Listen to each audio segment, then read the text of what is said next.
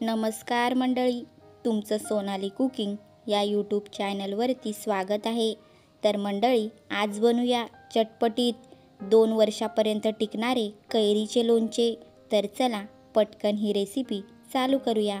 त्याआधी तुम्ही या चॅनलवरती पहिल्यांदाच आले असाल तर नक्की या चॅनलला सबस्क्राईब करा आणि बेल आयकॉन दाबायला विसरू नका, की जेणेकरून माझ्या नवीन व्हिडिओंचे नोटिफिकेशन तुम्हाला मिळत राहतील। तर चला पटकन ही रेसिपी चालू करूया। तर मी इथे 20 कैऱ्या स्वच्छ धुवून आणि पुसून घेतलेल्या आहेत। थोडंही पाणी कैरीला राहून द्यायचं नाही, अगदी स्वच्छ अशा कैऱ्या पुसून घ्यायच्या आहेत, की जेणेकरून लोणचं जास्ती काळ टिकतं। आता मी कैऱ्या कापून घेणार आहे। या पद्धतीने जर तुम्ही कैरीचे लोणचे बनवले तर लोणचे 2 वर्षापर्यंत हमखास टिकते। कैरी तुम्ही बाठ्यासकट सुद्धा घेऊ शकता, पण मी इथे बाठा काढून कैरी कापून घेतलेली आहे। तर बघा, कैरी सगळी कापून झालेली आहे। आता या कैरीमध्ये 1 चमचा हळद घालून घेतली आणि ही हळद चांगली कैरीमध्ये मिक्स करून घ्यायची। हळद घातल्याने कैरीच्या फोडी काळ्या पडत नाही आणि छान असा रंग येतो। तर बघा, हळद मी लावून घेतलेली आहे। आता 1 दिवस ह्या कैऱ्या उन्हामध्ये चांगल्या वाळवून घ्यायच्या आहेत, की जेणेकरून लोणचं जास्ती काळ टिकतं। तर बघा, मी 1 दिवस कैरी चांगली अशी वाळवून घेतलेली आहे।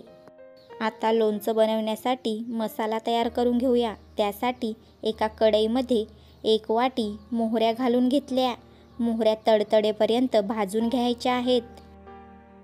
आता त्याच कढईमध्ये 4 चमचे मेथीदाणे घालून घेतले आणि मेथीदाणे सुद्धा 1 मिनिट परतवून घेणार आहे। तुम्ही आवडीनुसार मेथीदाणे कमी जास्त करू शकता। आता त्याच कढईमध्ये 2 चमचे धने आणि 1 चमचा बडीशाप 20 ते 30 सेकंद चांगली भाजून घ्यायचे आहे। हे भाजलेले मसाले मिक्सरला बारीक करून घ्यायचे आहेत। एकदम बारीक सुद्धा नाही, दरदर असं वाटून घ्यायचं आहे। तुम्ही बघू शकता, या पद्धतीने मोहरी एकदम बारीक न करता दरदरी अशी वाटून घ्यायची। मेथीदाणे, धने आणि बडीशाप बारीक पावडर करून घ्यायचे। एका कढईमध्ये 1 लिटर तेल ओतून घेतलं। तेल चांगलं कडकडीत असं गरम करून घ्यायचं। आता तेलामध्ये 20 ते 25 लसणाच्या पाकळ्या घालून घेतल्या।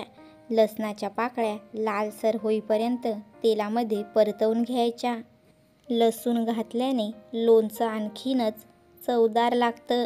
जर या पद्धतीने लोणचं बनवलं तर लोणचं चवीलाही छान लागतं। लसूण लालसर होत आलेला आहे। आता गॅस बंद करून घेऊ आणि तेल थोडं थंड झालं की त्याच्यामध्ये 1 चमचा हिंग घालून घेऊया। आता तेलामध्ये पावडर केलेली मोहरी घालून घेऊया आणि तेलामध्ये चांगलं मिक्स करून घेऊया। आता तेलामध्ये मेथीदाणे, धने आणि बडीशापची पावडर घालून ते सुद्धा चांगलं तेलामध्ये मिक्स करून घ्यायचं। तेल थोडं थंड असल्यावरतीच हे मसाले घालून घ्यायचे। आता 1 चमचा गरम मसाला, अर्धा चमचा हळद घालून घेतली आणि 2 चमचे लाल तिखट मसाला घातला। तुमच्या आवडीनुसार तुम्ही लाल तिखट मसाला कमी जास्त करू शकता। आता हे सगळं मिक्स करून घ्यायचं आहे। हा बनवलेला मसाला पूर्णपणे थंड करूनच लोणचं बनवण्यासाठी वापरायचा आहे।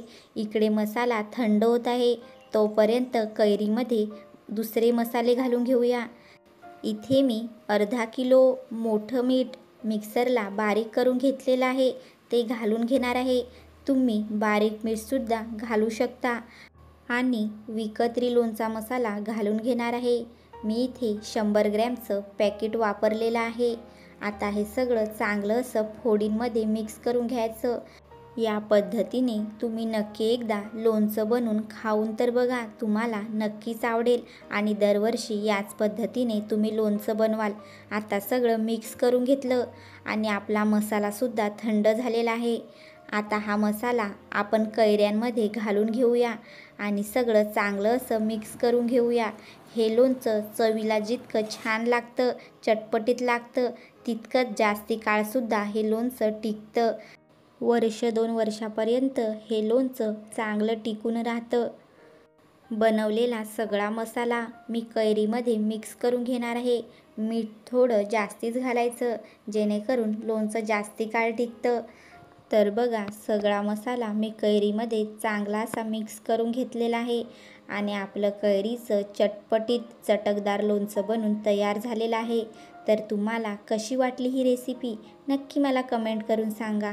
आणि जर तुम्हाला माझी ही रेसिपी आवडली तर नक्की माझ्या चॅनलला सबस्क्राईब करा आणि बेल आयकॉन दाबायला विसरू नका, की जेणेकरून माझ्या नवीन नवीन रेसिपींचे नोटिफिकेशन तुम्हाला मिळत राहतील. आणि नक्की या पद्धतीने लोणचं बनवून ट्राय करून बघा.